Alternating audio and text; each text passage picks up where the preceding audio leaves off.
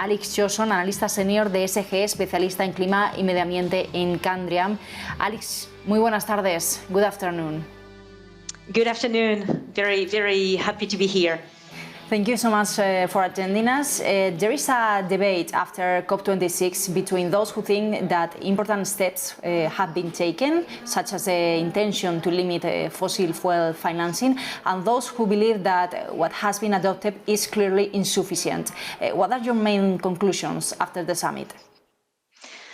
Yeah, I think it's a good question. I think the results was probably pretty disappointing to most experts, but we were not expecting much, to be honest.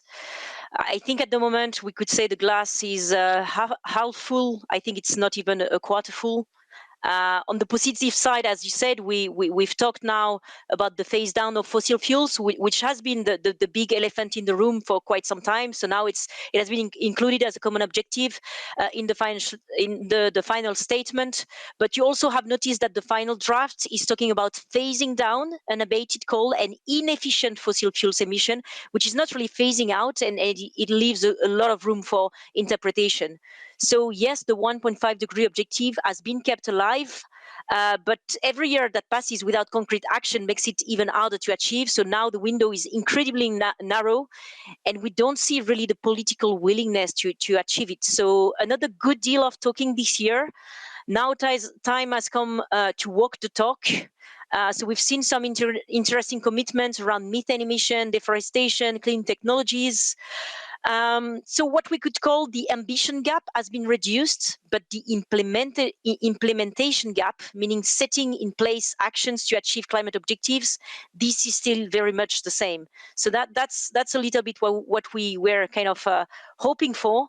But the current context was not very good to achieve anything, to be fair, with the COVID crisis, the energy crisis as well in Europe and in the rest of the world. So that's why we're not expecting much. So at least our hope, we're not disappointed because we're not expecting much. But yeah, definitely it's not a success. Talk about many agreements and announcements that has been made by political and business leaders. What key messages would you highlight the most? Yeah, no, I think the messaging around fossil fuel emission, because fossil fuel were not even mentioned in the Paris Agreement at the beginning, while actually 90% of GHG emission, greenhouse gas emission, comes from the combustion of fossil fuel. So this is a clear positive step. But in the final draft, we were not talking about phasing out. Again, we're talking about reduction, which has come as a disappointment. So I think it's a good positive step. I think the agreement around methane is a good positive step, but we still. I would agree. I would argue that the main disappointment was again the divide between the most ambitious regions and some countries claiming still the right to use fossil fuels to develop, which has come kind of back as one of the main obstacles, and the lack of solidarity as well, because the southern developing countries are still expecting northern nations, developed nations to finance actually this transition, to actually spend $100 billion every year to help them mitigate and adapt to climate change, and this has been pushed back to 2025. So that has been as well a kind of disappointment, and I think this divide and the lack of solidarity was one again a strong disappointment in this COP. And obviously next year in Egypt we will have to come with a much more united front and with much more ambitious action and actual action rather than just words. So I think that would be I think my main takeaway from this COP. Mm-hmm. Besides the summit itself, I would like to ask you about sustainable finance and ESG criteria and how they are increasingly present in portfolios, in investment. What do you think is their impact today, and how could this summit or the next ones help to boost them? Yeah, so that's a question we get a lot. What has been the impact of COP26 on sustainable finance? To be fair, the impact is very minor because it's not about those kind of COP and those annual climate summits. I mean, the trend around sustainability is much stronger. It's here to stay. It's not a fashion, as some people say. people, citizens, investors, they all increasingly want their action to be more sustainable.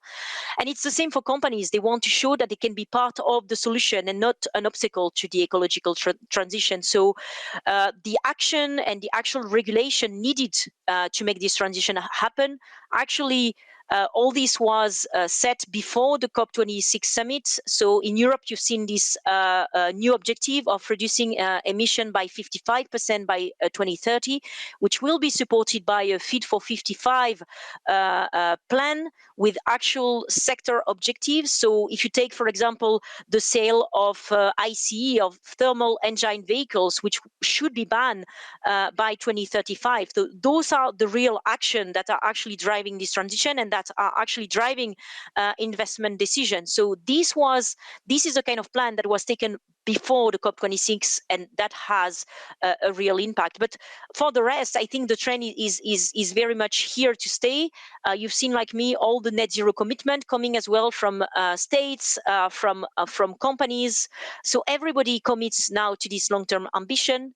But now we need to see, actual action on the short term, because we often see this mismatch between long-term ambition and short-term action. So this is our role now as ESG analysts to analyze what companies are actually doing to close this gap and to be on this energy transition pathway and to transition to contribute positively to this transition. So the demand for ESG investing is very strong.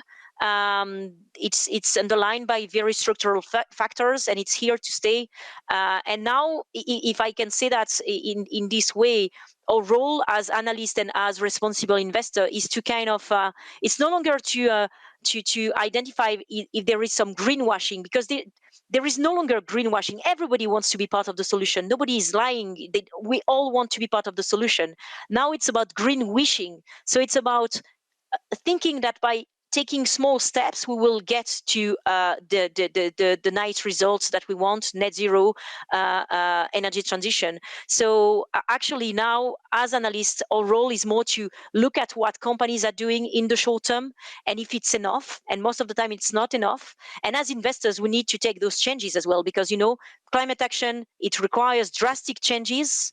Drastic changes means that we need to change the way we invest. We need to change the way we operate. Companies need to change the way they invest themselves and they operate. So we still need to see those drastic changes coming. And it has, in most instances, not been the case. So tell us a little more about those companies, or what sustainable investment opportunities do you see at Candriam, and what investment recommendations could you give us?